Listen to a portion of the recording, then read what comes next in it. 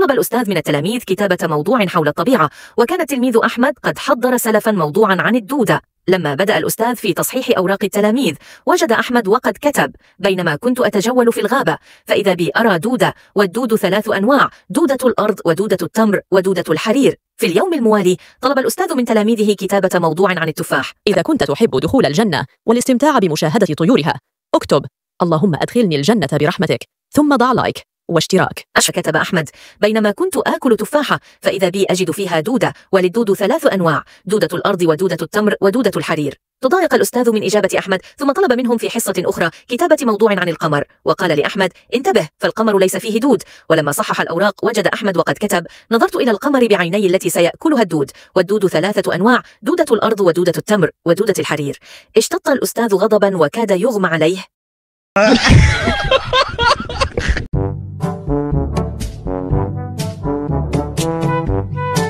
زوجة حامل كانت كلما ذهبت إلى المستشفى لتضع حملها تفقده بطريقة دراماتيكية، حيث كان الطفل يخرج من بطنها بسرعة فائقة ويصطدم بالحائط ثم يموت. تكرر الوضع معها مرات عديدة. أنت تحب دخول جنة المأوى والاستمتاع بطعامها، اكتب: اللهم لا تحرمني طعام الجنة، ثم ضع لايك واشتراك. فكر زوجها أنه إذا استطاع التقاط الطفل قبل أن يصطدم بالحائط كما يفعل حارس المرمى بالكرة سيتم إنقاذه وستنتهي محنة زوجته، فقرر الذهاب للتدريب على حراسة المرمى. بعد مدة من الجد والتداريب القاسية أصبح جاهزا لإنجاز المهمة. انطلق الطفل من بطن أمه بسرعة كالعادة، لكن الأب نجح في إمساكه قبل أن يصطدم بالحائط، وبذلك تم إنقاذ الطفل. انبهر الطاقم الطبي بإنجاز الزوج، فقاموا بالتصفيق عليه، فأدى ذلك إلى تحمس الأب تحمسا زائدا، فقام بقذف الطفل تماما كما يفعل حارس المرمى بالكرة.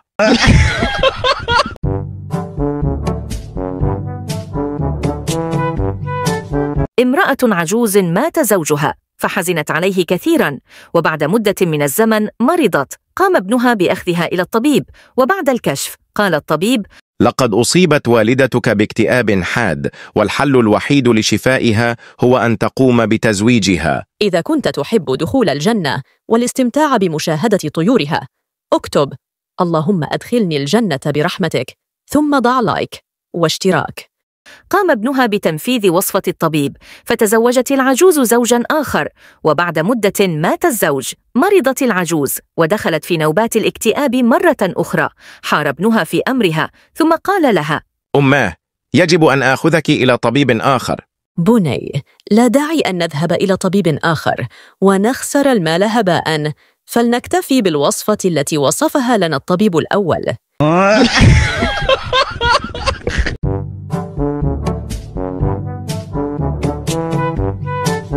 رجل رجع إلى بيته ليلا وهو سكران، وعندما فتح باب الحمام أنار تلقائيا مصباح الحمام، فأقفل الباب فانطفأ مصباح الحمام، فلم يفهم شيئا وظن أنه لا زال تحت تأثير الخمر، ثم ذهب للنوم. وفي الصباح بعد أن استفاق تماما فتح باب الحمام ثم أغلقه، فلاحظ أن النور لم يشتغل والأمور عادية، فسأل أمه عن السبب فصاحت غاضبة: أيها الغبي، إذن أنت من تبول بالأمس في الثلاجة.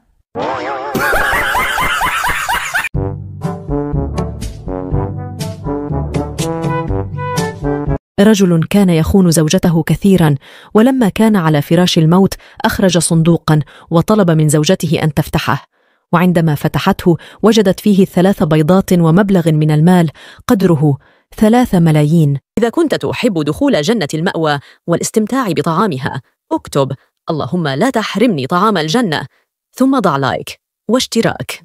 استغربت الزوجة وسألته عن سبب وجود البيض، فقال الزوج: كنت كلما خنتك أضع بيضة في الصندوق. ردت الزوجة: ما دمت قد خنتني 3 مرات فقد سامحتك، ولكن من أين حصلت على كل هذا المال؟ فأجابها: عندما كثر عندي البيض قمت ببيعه.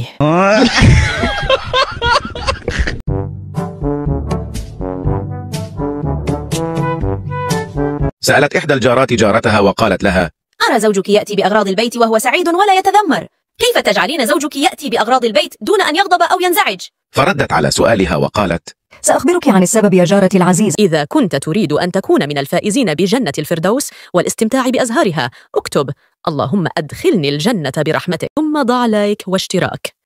عندما يريد زوجي الخروج أعطيه ورقة مكتوب فيها: نريد جبنة بيضاء مثل قلبك، وقشطة يا قشطة، وسكر مثل دمك، وطماطم مثل خدك، وشطة مثل مشاعرك، وعسل مثلك يا عسل، وزعفران مثل رائحتك، وشوكولا مثلك يا حلو. وبهذه الطريقة زوجي لا يغضب أو يتذمر. فذهبت الجارة إلى بيتها مسرعة لتكتب ورقة وتعطيها لزوجها. وعندما قرأ الزوج الورقة كان مكتوب فيها: نريد بصل مثل رائحتك، وكيس أرز مثل كرشك، وطماطم مثل لون عيونك، وسلك مواعين مثل شعرك، وبطاطا مثل أنفك، وبطيخة مثل دماغك.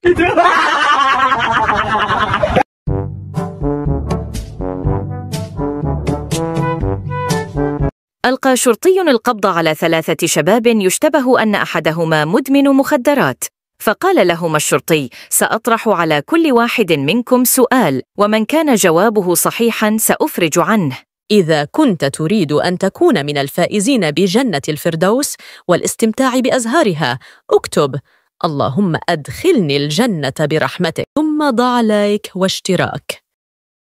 سأل الأول: من فاز في مباراة ريال مدريد وبرشلونة؟ فأجابه الشاب: برشلونة، فأفرج عنه. وسأل الثاني: من فاز في معركة بدر بين المسلمين والكفار؟ فأجابه: المسلمين، فأطلق سراحه. ثم سأل الثالث: ماذا فهمت من هذين السؤالين؟ فأجابه: برشلونة والمسلمين في النهائي.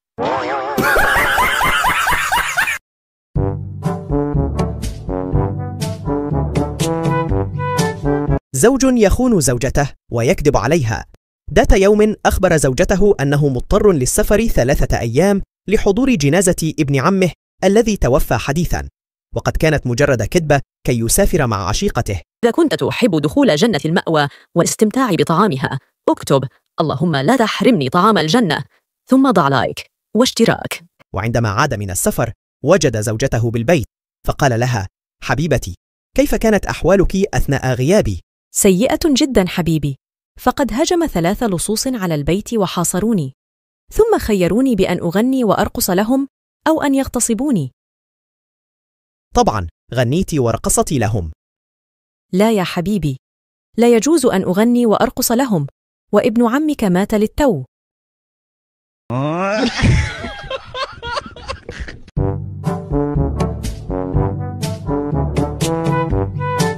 تعرف شاب على فتاة عبر الفيسبوك ولم يرايا بعضهما.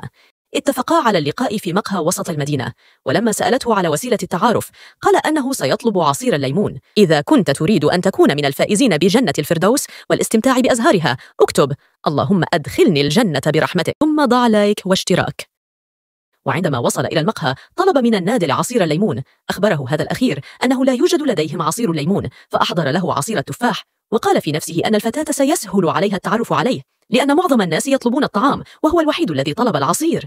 بعد مدة حضرت الفتاة، تفاجأ الشاب برؤيتها، حيث أنها كانت قبيحة المظهر. ندم على فعلته وتمنى لو أن الأرض تنشق وتبتلعه. قالت الفتاة: لا شك أنك الشاب الذي كان يراسلني عبر الفيسبوك. هل أصبت بالعمى يا فتاة؟ انظري جيدا، فهذا عصير التفاح وليس عصير الليمون.